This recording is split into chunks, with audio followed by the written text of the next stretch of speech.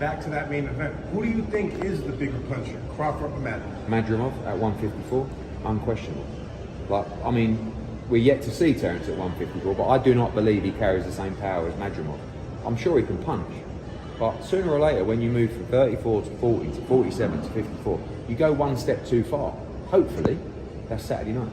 I have to ask, obviously, you yourself, very busy this week, but you know, good thing you have a staff. Anybody keeping an eye on, or maybe hands on deck in Paris to keep an eye out for any? Yeah, I mean, GB have had a disastrous start. I mean, Delicious Ori lost today as well. Pat Brown, everybody lost in the early stages. So yeah, Beatrice. Yeah, Beatrice won today, which I haven't seen it, nor have I seen a highlight.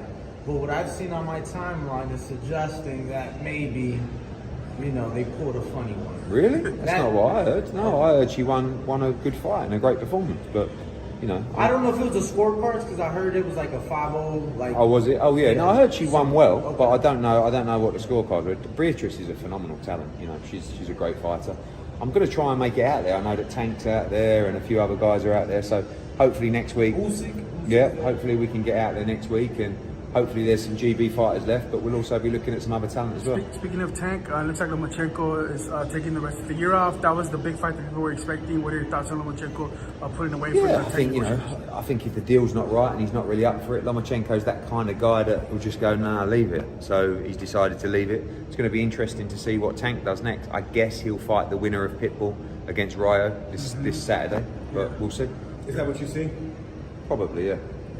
Last one. Many years ago, you did a show here in LA at the Forum. I don't know if you remember, but you said you would never do a LA show on a Friday night again because, you know, traffic, things like that. I'm just curious, Eddie. I feel like you've had a long way since bringing boxing to America. What's been your biggest takeaway, biggest lesson learned doing business here in the States? Just that every city, every state is very different. You know, obviously in the UK, what works in London works in Manchester, and what works in Manchester works in Liverpool. Obviously what works in Philly doesn't work in San Diego, and what works in San Diego doesn't work in Chicago. So it's just understanding different fan bases and also understanding that you have so many great fight cities or sports cities across the country that boxing's actually been starved there. You know, if you look at San Francisco, when we took Haney Prograis there, we did 17,000.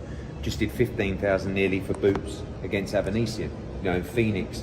So I think we need to start looking at these great sports cities and bring in boxing there, but also to make sure that we can build fighters in their hometown, because obviously that's when you're going to get the passion and the great support as well. Eddie, last question. When it comes down to Gervonta Blue Dennis, he's coming Wednesday. Are you going to be putting your foot down like always to get that fight with Terence Crawford and Boots? Yeah, I think that if Crawford Canelo doesn't get made, then the Boots fight's got potential, but he's got to get past Madrimov first, so don't count your chickens. That's right. Thanks, Eddie.